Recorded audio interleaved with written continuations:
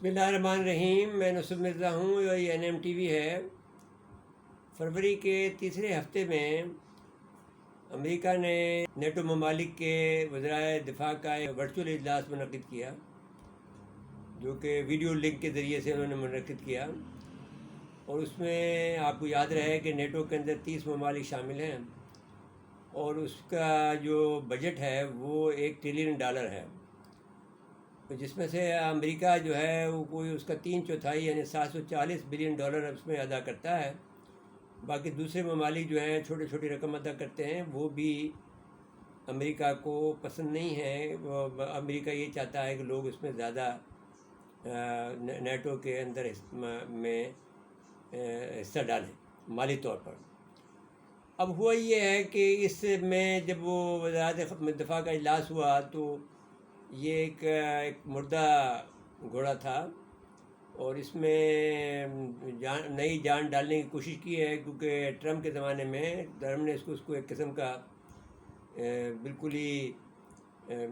رد کر دیا تھا، اس کو ایک سائیڈ لائن پہ کر دیا تھا. اب انہوں نے یہ کوشش کی ہے کہ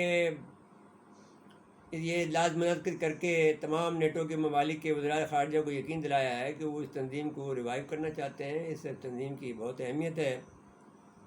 اور وہ پہلے تو یہ تنظیم اپنی وجود کی تلاش میں سرگرداں رہی ہیں کچھ 10 سال تک. اب وہ یہ کہتے ہیں، جان اسٹن جو ہیں وزیر دفاع، ان کا یہ کہنا ہے، امریکی ان کا یہ کہنا ہے کہ ہم اپنے منتشر جو اتحادی ہیں ان کو جمع کریں گے اور کوشش کریں گے کہ ان کو میں نئی حرارت ڈالیں، ان میں نئی جان ڈالیں، نئی روح پھونکیں. انہوں نے کہ صاحب ہم جو ابھی خطرہ موجود ہے روس کا نیٹو کے ممالک پر حملہ کرنے کا یا یورپ پر، اور یہ کہ وہ یہ بھی کہتے ہیں کہ صاحب زیادہ سے زیادہ جو ہے وہ جو خطرہ موجود ہے، اور اس خطرے سے نمٹنے کے لیے ہمیں جو ضرورت ہے وہ اس پر ہم کارروائی کریں گے، اور آپ کو اس میں زیادہ فیصلہ سازی میں ہمیں کردار زیادہ دیں گے، جو کہ پہلے سارا کردار امریکہ کے پاس تھا. آپ کو یاد ہوگا کہ جب یہ افغانستان میں جو وار ہوئی ہے، اس وار میں 19-20 سال سے وار چل رہی ہے، اس میں انہوں نے جب معاہدہ کیا تھا تو پھر یہ نیٹو اس کے مخالف تھا، لیکن اب امریکہ نے نکلنے کا فیصلہ کیا، اور اس میں خصوصاً برطانیہ کے لوگ کافی مارے گئے تھے. نیٹو کے ممالک کہتے ہیں کہ $1 ٹریلین خرچ کرنے کا اس ملک پر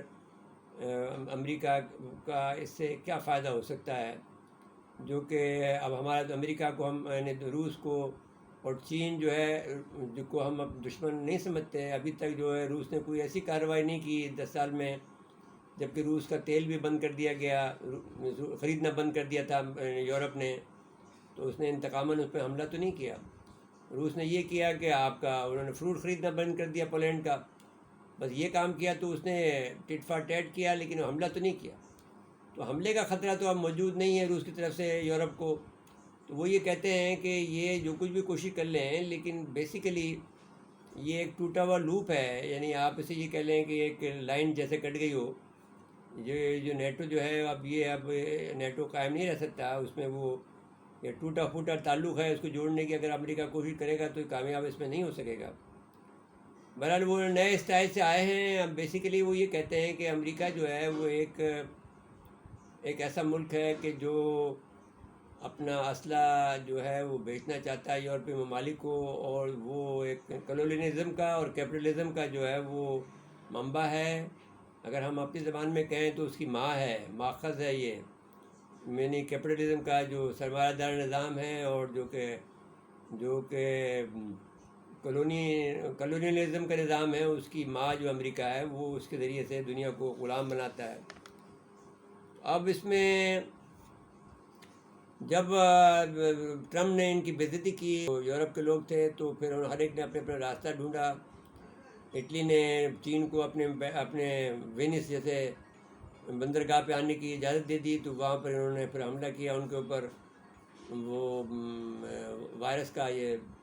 کووڈ-19 کا، بہت آدمی مارے گئے. جرمنی نے P5+1 والے جو ایران سے معاہدہ تھا اس میں بھی ایران کا ساتھ دیا. برطانیہ نے بھی ایران کا ساتھ دیا. تو اس طرح سے ان لوگوں نے اپنا راستہ بنایا.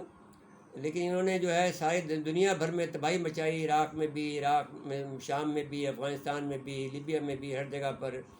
انہوں نے، امریکہ نے جو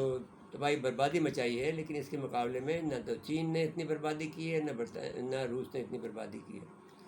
ابھی آذربائیجان اور آرمینیا کے درمیان جنگ ہوئی، اس میں بھی چین نے حصہ نہیں لیا۔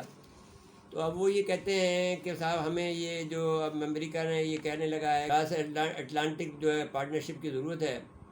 اور جو بائیڈن کی جو انتظامیہ ہیں وہ اتحادیوں کو فیصلہ سازی میں بھی اپنے بہت کردار ادا کرے گی، جبکہ یورپ کے ممالک یہ کہتے ہیں کہ بھئی ہمیں کوئی چین سے خطرہ نظر نہیں آتا ہے۔ اور پھر اس کے علاوہ میرا یہ خیال رہا ہے ہمیشہ کہ جتنے ہم آزاد ہیں امریکہ کی بالادستی سے یا امریکہ کے دباؤ سے، اس سے کہیں زیادہ دبے ہوئے ہیں یورپ کے ممالک، ان کو بھینچ کے رکھتا ہے، جکڑ کے رکھتا ہے۔ ذرا بھی کوئی آدمی غلطی کرتا ہے اس کو سزا دیتے ہیں، جیسے آپ نے دیکھا کہ اٹلی کو سزا دی، جرمنی کو سزا دی، انہوں نے اسپین کو سزا دی، جو بھی کوئی آدمی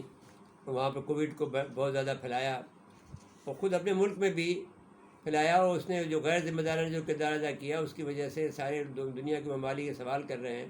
کہ کووڈ-19 میں آپ کہاں تھے، اور پھر آپ نے جب یہ انوائرمنٹ پہ جو معاہدہ تھا فرانس میں وہ توڑ لیا تھا، اب آپ سے دوبارہ شامل ہو گئے ہیں، لیکن اس سے آپ کا جو کریڈیبلٹی ہے وہ تو اس متاثر ہوئی نا۔ آپ جتنا بھی کہیں، لیکن وہ یہ کہتے ہیں کہ سرمایہ دارانہ نظام اور ملکوں پر قبضہ کرنے اور اپنا اسلحہ بیچنے کے لیے ہمیں روس کا ڈراوا دیتے رہتے ہیں، تو ہم یہ اب اس میں چکر میں آنے کے نہیں ہیں۔ تو میں نے یہ 2010 میں ایک مضمون لکھا تھا جو روزنامہ جنگ میں چھپا تھا، اس میں یہ بات واضح طور پہ کی تھی کہ اس کا عنوان تھا ایٹمی اسلحہ ایشیا لرزاں اور سہما یورپ۔ تو یورپ کے دو جو وزیر خارجہ تھے، ایک پولینڈ کا وزیر خارجہ تھا اور ایک سویڈن کا وزیر خارجہ تھا، دونوں نے مل کر ایک مضمون لکھا تھا کہ آپ یہ جو یہاں پر آپ یہ جو معاہدہ ہے تخفیف اسلحہ کا، ایٹمی بس کا، اس کو آپ جلدی کریں، جس میں پولینڈ کے وزیر خارجہ کا نام تھا راویک سیکوبرسکی، اور سویڈن کے وزیر خارجہ کا نام تھا کارل بلڈٹ، جن کا نام تھا۔ 2010 میں یہ بات مشترکہ مضمون میں یہ بات میں کہی تھی، جو میں نے پھر اپنے مضمون میں کوٹ کی ہے۔ تو اب یہ کہتے ہیں، ان کا یہ خیال ہے کہ یہ اپنے جنگی سامان جو ہے خصوصاً میزائل اور ڈیفنس سسٹم بیچنا چاہتے ہیں اور یورپ کے سے، اور وہ ہمیں بیچ کر یہ نیٹو کا بہانہ بنا کر، روس کا خطرہ بنا کر۔ تو ہم نے یہ وہ مثال دیتے ہیں کہ آذربائیجان کے معاملے میں بھی روس نے مداخلت نہیں کی، حالانکہ اس کے قلب میں یا اس کے دروازے پر جو ہے یہ جنگ ہو رہی تھی، وہاں پر بھی روس خاموش رہا۔ اب اس کے برعکس جو ہے امریکہ کیا کر رہا ہے کہ چین کو گھیرنے کے لیے، ون بیلٹ ون روڈ کو ختم کرنے کے لیے، ہم ایک انڈیا جیسے ملک کو، جو کہ ایک بہت ہی خراب ملک ہے اور جو انسانوں پر ظلم کر رہا ہے، کشمیریوں پر آج 1.5 سال ہو گئے ہیں، ان کے اوپر جو ہے مظالم ڈھا رہا ہے، ان کو ایک ناپسندیدہ ملک ہے، ایک جو ایسا مذہب ہے جو کہ اچھوت کا نظام رکھتا ہے، یعنی ان کے انسانوں کو جو ہے برابر کا انسان نہیں سمجھتا، اس کو اتنی ترقی دے رہا ہے، اور وہ یہاں پر جو جنوبی مشرقی ایشیا میں جو ہے طاقت کا توازن بگاڑ رہا ہے، انڈیا کو زیادہ اسلحہ دے کر اور پاکستان کو مجبور کر کے اور چائنا کے خلاف کھڑا کر کے، تو وہ بذات خود ایک بہت بڑی غلطی ہے۔ پھر اس کے علاوہ آپ دیکھ لیجئے اسرائیل کی مدد کرتا ہے، جو کہ وہاں پر فلسطینیوں کے ساتھ ظلم و ستم کر رہے ہیں۔ تو ظلم و ستم کی بجائے وہ جو ہے جو جہاں پر بھی ظلم و ستم ہو رہا ہے اس کو فروغ دیتا ہے۔ اس کے علاوہ جو اگر آپ پھر دوسری بات یہ بات بھی زیر بحث آتی ہے کہ نیٹو کا جو بجٹ ہے وہ چین اور روس کا مشترکہ بجٹ سے زیادہ ہے۔ $1 ٹریلین کا جو بجٹ ہے وہ تو اس کا بھی نہیں ہے، دونوں ملکوں کا ملا کے بھی اگر دیکھا جائے تو بجٹ نہیں بنتا ہے۔ تو اس لحاظ سے بھی دیکھا جائے تو یہ نیٹو کی